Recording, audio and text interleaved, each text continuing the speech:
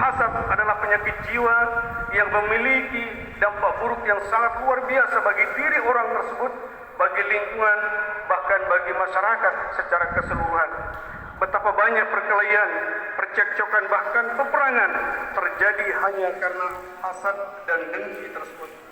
Menurut Imam Asy-Sya'rawi, penyakit jiwa yang disebut hasad itu adalah benar-benar nyata adanya. Bahkan dengan jelas di dalam Al-Quran disebutkan tentang bagaimana sikap ahli kitab terhadap Rasulullah SAW.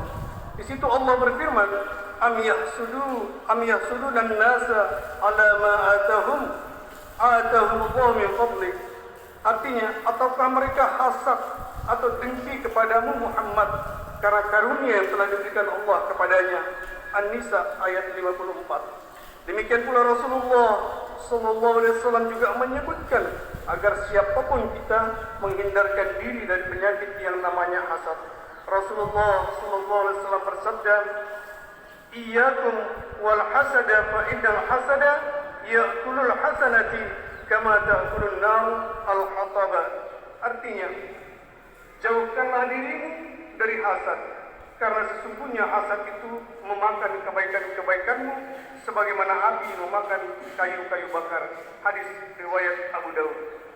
Kemudian Allah juga meminta kita untuk berlindung dan berdoa untuk berlindung dari hasad ini setiap hari, sebagaimana difirmankan di dalam surat Al-Falaq ayat 5. Allah berfirman, "Wa min syarri hasidin idza hasad."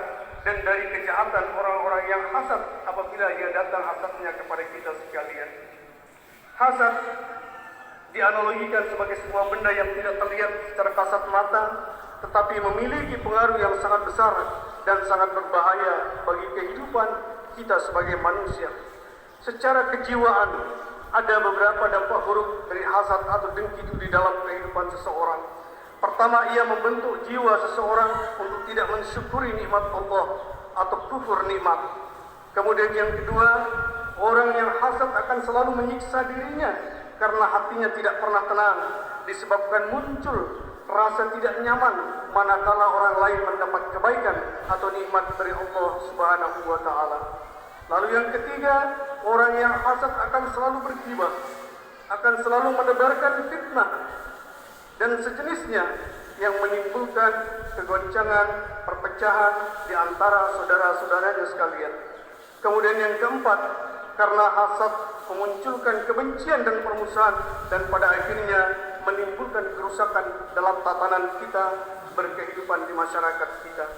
Imam Ahmad dan Imam At-Tirmizi meriwayatkan sebuah hadis dari Al-Zubair bin Al-Awwam radhiyallahu anhu bahwa Rasulullah SAW bersabda, "Dabba ilaikum da'al umam qablakum al-hasadatu wal baghdhu hiya haliqatu din la haliqatu syahri walladhi nafsu Muhammadin biyadihi la tu'minu hatta tahabbu afala unabbi'ukum bisyai'in idza fa'altumuhu tahabbabtum afsyus salam bainakum."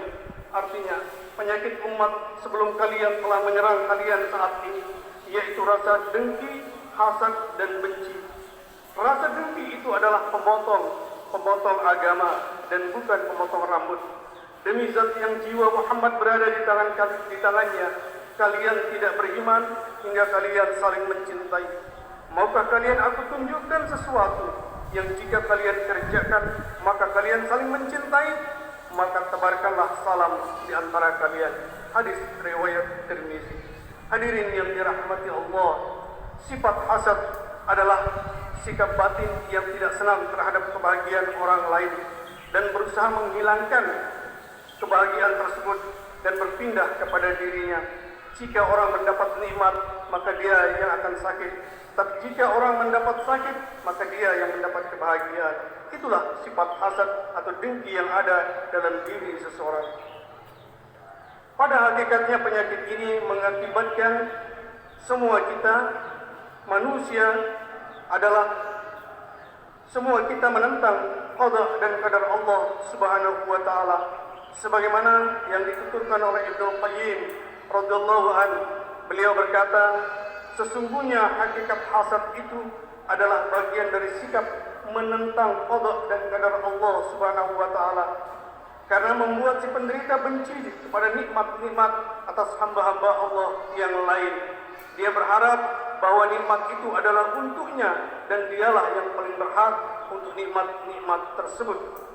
Hadirin yang dirahmati Allah, dari urian tersebut menunjukkan bahwa rasa hasad, rasa dengki itu betul-betul menjadi musuh bagi kita orang-orang yang beriman. Maka salah satu obat untuk menangkal rasa hasad, iri dan dengki itu adalah mari kita memperbanyak mensyukuri segala nikmat yang diberikan oleh Allah kepada kita sekalian. Baik nikmat itu kecil, apalagi nikmat itu besar, karena ia akan menyeimbangkan kehidupan kita di dunia dan di akhirat. Allah bahkan menjanjikan bagi siapa yang bersyukur kepadanya akan selalu terus menambah nikmat-nikmatnya hingga tiada terbatas. Allah berfirman, wa idh ta'adzana rabbukum la in syakartum la azidannakum wa la in kafartum inna 'adzabi lasyadid. Dan ingatlah ketika Tuhanmu memaklumkan, sesungguhnya jika kamu bersyukur, niscaya aku akan menambah nikmat-nikmat itu kepadamu. Tetapi jika kamu ingkar akan nikmatku, maka pasti azabku amat berat untukmu. Quran Surat Ibrahim ayat 7.